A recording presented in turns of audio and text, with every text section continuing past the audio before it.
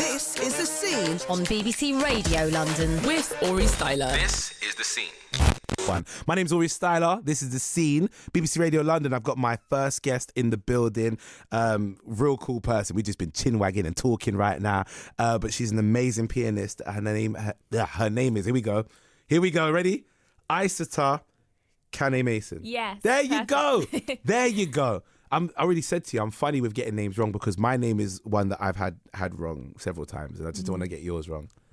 Yeah, So- no, I mean, that was perfect pronunciation. Thank you. Thank you very much. No, that's okay. So you're a pianist. Yes, yeah, I am. How long have you been doing playing the piano, firstly? Well, I started when I was 6. Okay. So I guess 17 years, giving away my age now. But No, we don't do maths here. It's fine. It's 21. Just leave it at 21. Okay, nice. And what made you take up the piano? Was it, firstly, is that kind of your choice or was it more parental influence? No, it was, I kind of took to the piano. There was a piano we went on holiday to the Caribbean basically, and there was a piano there. And I remember trying it out and just being really entranced and excited by this instrument. And then my mum saw that I loved it and gave me piano lessons after that. Nice. I play the piano as well. lovely. Nowhere near as good as you. There's no lovely about it. Nowhere near as good as you. I stopped when I left school. So that's a shame. You should come back to it. Well, I know it's you know more than I do. It's a core instrument for when reading music and playing all instruments. It's kind of the base of it. And I stopped many years. I went into computers, so. Oh, well, I know nothing about computers, so. Oh, so there now we're. Fair enough. So, this is the thing, right? When I read out some of these things that I can see here, which you have done and achieved, right? This is where people will start to realize this person is actually fantastic and has done so much. But you're so laid back and chilled. And I love this because I talk to people and people are like, yeah, I've been playing for 17 years and so on, right? But if I say that you've played with people like, I don't know, Sir Elton John, do you see what I'm saying? It kind of changes the whole, this is where people's ears perk up and go, huh?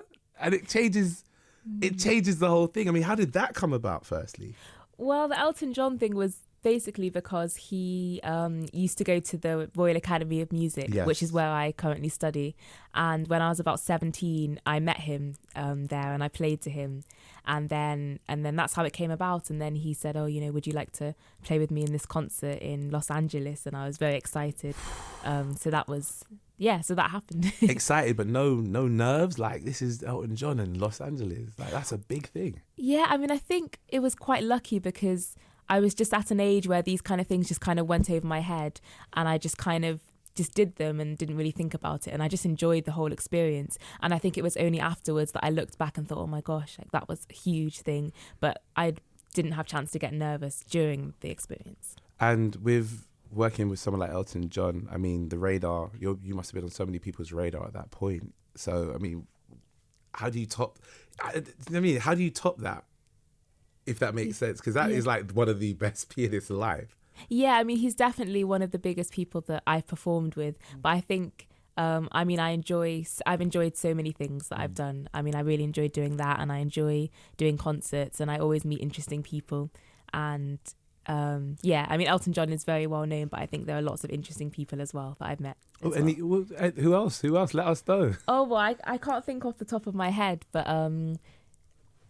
for example, last year my family and we played at the BAFTAs and we met loads of cool people there, and I found that really exciting. But also sometimes just meeting people who aren't known at all, but they just happen to be interesting people, or they happen to be talented at something. And I think just because someone's not known doesn't mean I'm not excited to meet them and play with them. Nice. Now, we often don't hear many people when it comes to music of our age group or even of, I would say, of our background within the UK. If you see, I'm assuming from the Caribbean, right? Yes, yeah. So if you see maybe people of our age group, you're a bit younger than me, but even still, just when they talk about music, they talk about wanting to go into R&B, hip hop, rapping or singing. And when it comes to instrumentation and playing piano, is there kind of a circuit for it which has its own niche or its own circle where everyone who really is into it then goes in that direction, if that makes sense? Like, I would know where I'd want to go if I wanted to listen to some garage music. Mm-hmm. Is there a place where like the creatives within that field go to, and that's kind of their home and their hub of creativity? I think with classical music, a lot of people who don't know much about it maybe feel confused, like they're not sure how to get into it. And there is also, I agree, there's a big stigma that most young black people wouldn't really gravitate naturally towards classical music. They'd gravitate more towards hip hop or R&B. But I think that's just because it's not really promoted in the right way. And, you know, I listen to my classical music on Spotify, the same place that I listen to all my other music, or on YouTube. And I think if you know where to look, then I think it could be much more popular. And I think that is it the proms that they kind of link, they try to bridge the gap between the two as well by making classical and some of the music that you see in popular charts now. Yeah, definitely. The BBC Proms is always trying to bridge the gap between classical music and other music. And also, they're also trying to change the image of classical music so that people feel more welcomed in classical concerts. Because I think the classical music itself is not really the problem. It's more people feeling like they wouldn't belong in a classical concert when, of course, they would, because all music is for everyone. Do you have any favourite kind of nowadays, like, not obviously there's many composers that you can go through that are long gone, but are there any composers now that you say, oh, I really like to take in? I mean, I think there's lots of really great music being created every day. At the moment, I quite enjoy, there's a woman called Dobrinka Tabakova. She's composing some really cool music at the moment. And I also like, I mean, the composers, obviously you say they're dead and gone, but their music is still being played today at the Proms, and I still really enjoy listening to it. So I'm a score fiend. So when I train at the gym, I listen to a lot of music from particularly movies. So Me too, actually. Yeah, I mean, my current favorite I'd say is Hans Zimmer. But is there any favorites of yours? I listen to lots of John Williams. Because, I mean, Classic. I grew up with E.T. Harry Potter. and Superman and, Harry Potter, of course. I was saying that was my childhood. And I mean, I love all of John Williams' music, but that soundtrack in particular, I will always love. So it's funny, I remember a house party I went to once, and a friend of mine was really embarrassed, and I had no idea why, that he played in his soundtrack or in his playlist on his phone, he had one of the songs from Transformers, and the composer was Steve Jablonsky. And for some reason, it skipped from like Drake to Trey Songz and then to Steve Jablonsky. And then he felt like he had to put some bravado on. Like, oh, no, yeah, but, the film's really good. And I sat there thinking, that is a great song. I think it's called Arrival, and it's when like the Transformers come to Earth, and it just... the music really emphasizes just how magnanimous that was. And he's sitting there going, oh no, like, you lot don't get it. And I was like, bro, this is a great song. You don't have to kind of cover up this. I mean, there's some great music that comes out of films. I mean, Alan Silvestri right now is from doing the whole Avengers stuff for many, many years, and a lot of the score for that. Everyone loves his music now. A friend of mine remixed it when DJing in a nightclub, and everyone went absolutely berserk. Yeah. And I think it's such a shame that people ever feel the need to hide any type of music. I mean, that's exactly what I was saying. I think you shouldn't feel ashamed. If it's good music, then it's good music. No, of course. So what would be next for you? I mean, do you compose yourself, or is it more so playing things that are composed for you? More so playing things that are composed for me. I mean, sometimes my siblings and I, we like to arrange well-known pieces of music and play them together. And we used to compose when we were younger, but at the moment, I would say I'm focusing on performing. So I'm trying to do more concerts in lots of different places, and performing is the main focus for me at the moment. Is there anywhere that you haven't performed that you'd like to do concerts in? I mean, most of my concerts so far have been in the UK. Okay. But in December, I'm doing a tour of America, and one of the places I'll perform will be Carnegie Hall, which is somewhere I've wanted to perform for ages. So I'm really excited about that. Isn't there a phrase? How do you get to Carnegie Hall? And it's practice. Yes. There you go. Wow, I haven't heard that in years. I definitely need to practice for that one. I believe you'll be absolutely fine, and you're somebody you can tell you love your music and love love making sure you perform and practice to a standard where you can say, this is me and I'm great. So you better practice if you get it at Carnegie Hall for sure. I've got a song here that we're going to press play on, and I want to ask you about it. It's called Andante, and is this one that is, I mean, you said you don't really compose as much as more play, but is this one that you did compose, or is this one that was composed for you and you've played? Oh, no. So this particular piece of music is by a woman called Clara Schumann. And the reason it's special, it's from my album, my first album, my only album, actually. So it's First, there's more to come. There's more to come.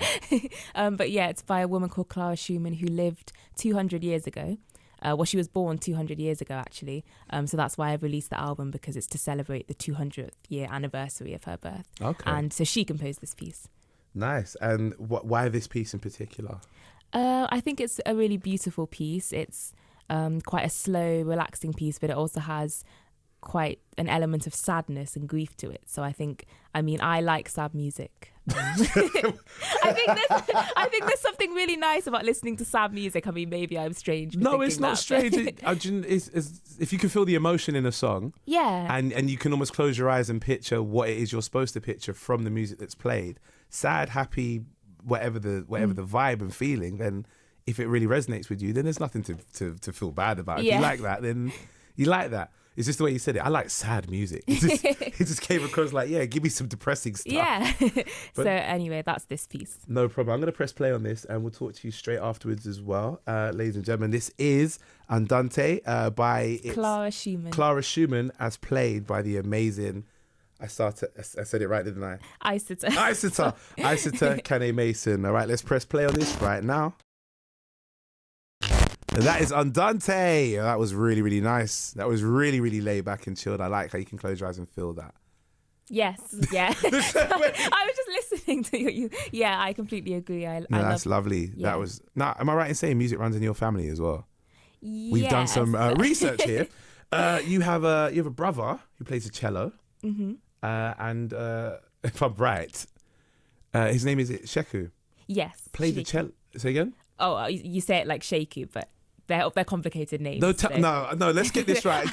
Teach me the names. I don't want to say the names incorrectly. How do you pronounce his name? So Sheku. Sheku. Yeah, okay. He plays the cello. No problem. And Sheku actually played at Harry and Meghan's wedding. Yes, he did. So you lot really have blood in your family that really does well. Wow. Yeah, so most people probably know him from that. And then I also have 5 other siblings who play instruments, so it's quite it was a noisy household growing up, definitely. Are you competitive? No, and people always ask this, and I think they want us to be competitive because it would make an interesting story. No, I mean, it would, but we're kind of supportive in a good way. So we will spur each other on and tease each other, and we will like criticize each other's playing, but we don't. But it's always in a good way. Okay, but I really need that competitive spirit. I'm sorry, who's better in their field? Come on, I want to start the wars here now between you and Sheku. Are you a better pianist and he is a cello player? Ooh. But I think because we're different ages and different instruments, you can't compare in that way, and you just naturally don't. I mean, answers here. I think also because we play together, like in concerts, at the same time. So okay, it always just feels more supportive. That's nice. That is a good thing to do when you can. Yeah. I mean, that the person filming is my older brother, so it's always nice to work with your. Lovely. Yeah. I know. I look. Now he looks old. I'm not gonna lie to you. So it's good when you can spur each other on and also support each other. So that's really, really good. How can people follow you or see what you're up to as well in the future? Well, we have a website, which is just called thekannehmasons.com. Okay. So my last name, or we're also on Twitter or Instagram. On Twitter and what's Twitter and Instagram? So Twitter would be the Kanneh-Masons. That's our family surname. Nice. And then my Instagram is just my name, Isata Kanneh-Mason. Nice. Ladies and gentlemen. So, yeah. Ladies and gentlemen, I've got Isata Kanneh. What does Isata mean actually before you go? That's what I'd like to know. Well, it's a West African name. Okay. And it means source of life. And apparently. Apparently. Well, according to my auntie, who's also called Isata. Oh, you named after your auntie? Yes. Oh, that's nice. And Sheku is am I right in saying Sheku? Are they West Africa? Are they Ghanaian names? No, Sierra Leone. Oh, Sierra Leone names. Okay, what does Sheku mean? I think it's some kind of prince.